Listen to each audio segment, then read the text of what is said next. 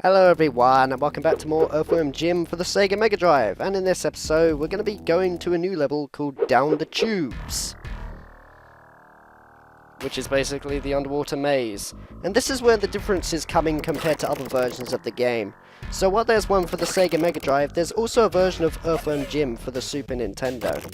This is mainly where differences are noticed and all, because there are just some certain aesthetics that are found in the Super Nintendo version and the Mega Drive.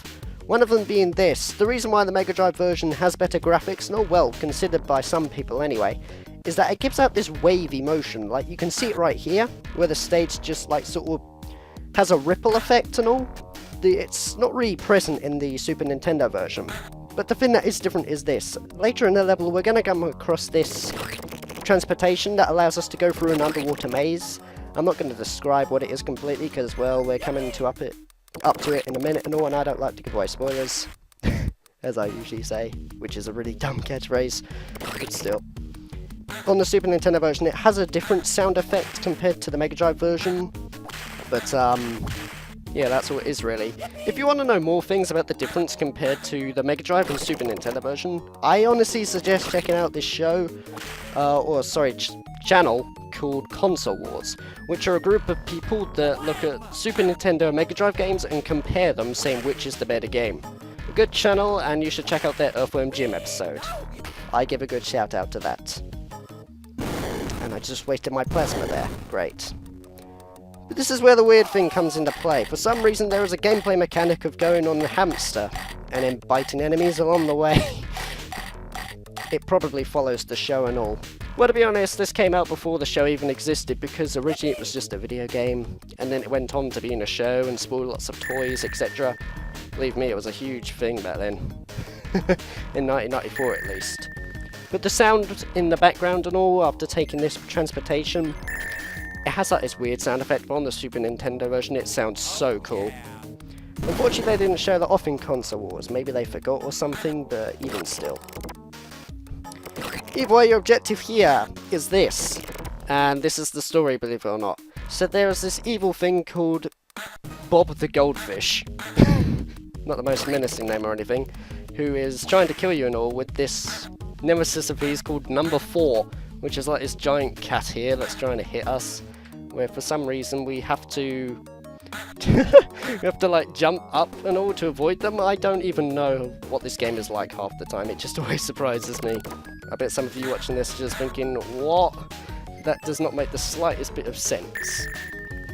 But of course, here's something that you need to know if you want to make it through the game a bit easier and all that. And believe me, this stumped me a lot during the game. So while you're in this section, you're given this timer. What you're really supposed to do, much like in Sonic the Hedgehog, where, you know, if you're about to drown, you have to fill yourself up.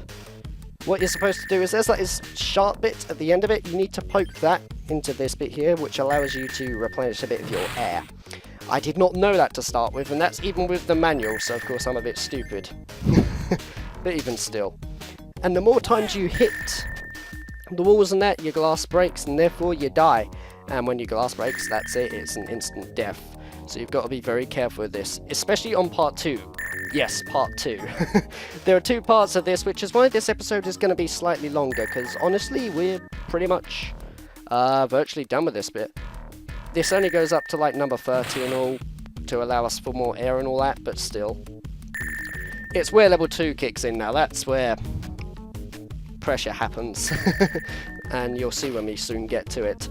The number of hits you get on these, I don't know, I can't really be asked to count how many times you need to get hit before it breaks, but, you know, just keep note of what you're doing.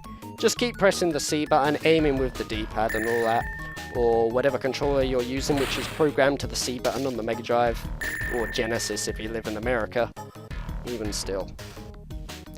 Okay, are we near the end of this? I think we are, as far as I'm aware.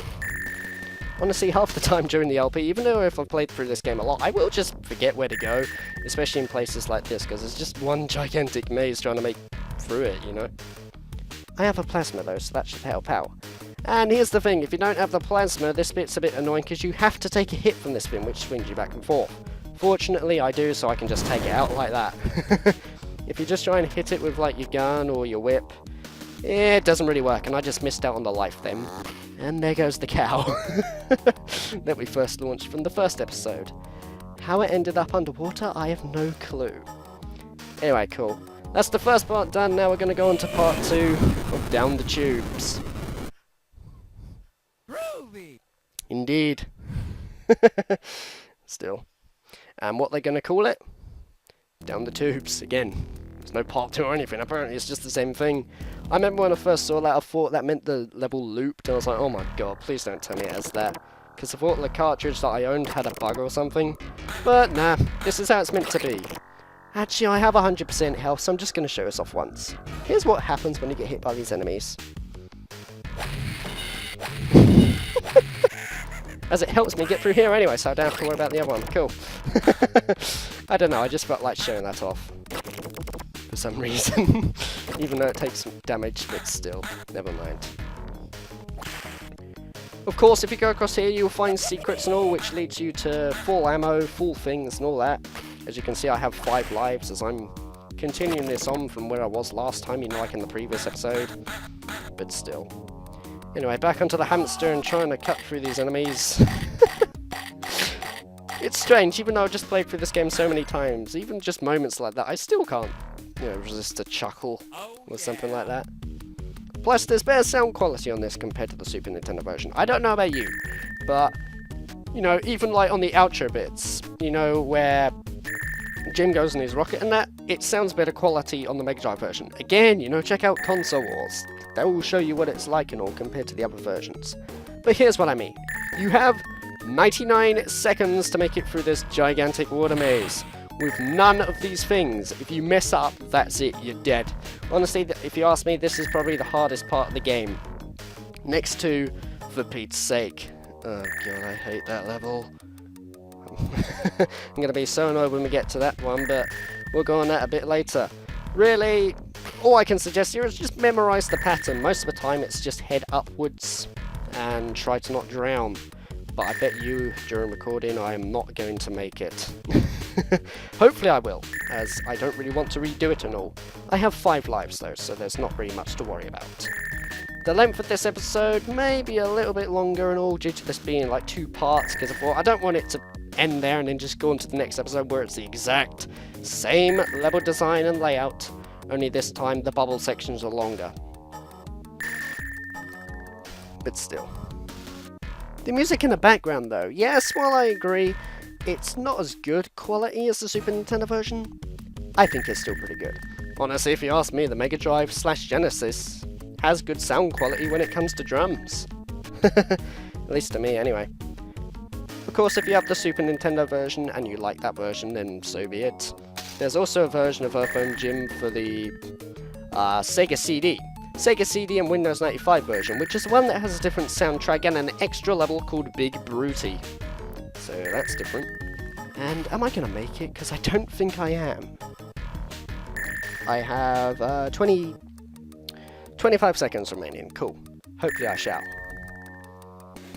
Even if you take a hit though, it doesn't really matter too much. And did I make it? Wait, hold on, did I?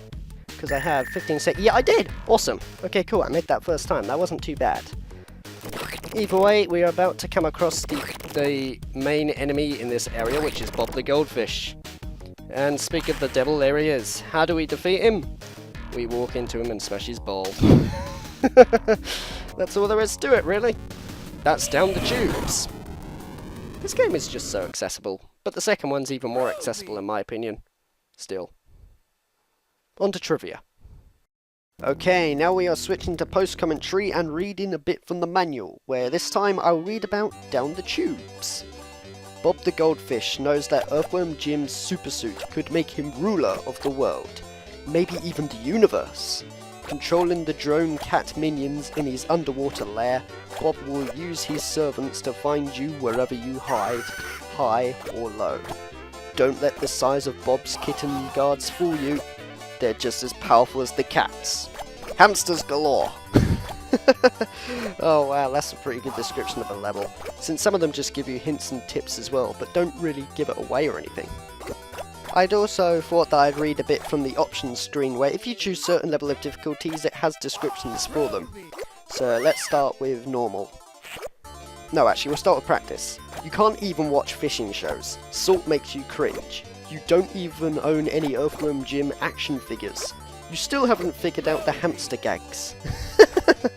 Okay, normal is okay. You've ordered the action figures, you juggle fishing lures, you call him EWJ even though it's more syllables than Earthworm Jim. You've been caught in a long underwear tying your hair to a curtain rod to see if you can swing from your head, just like EWJ. You begin to make hamster jokes yourself. I'll probably read difficulty in the next episode or something, but either way, that's the manual a bit of it. I hope you've enjoyed this episode of Earthworm Jim, going through down the tubes and on hamsters and all that, and I will see you guys in the next one.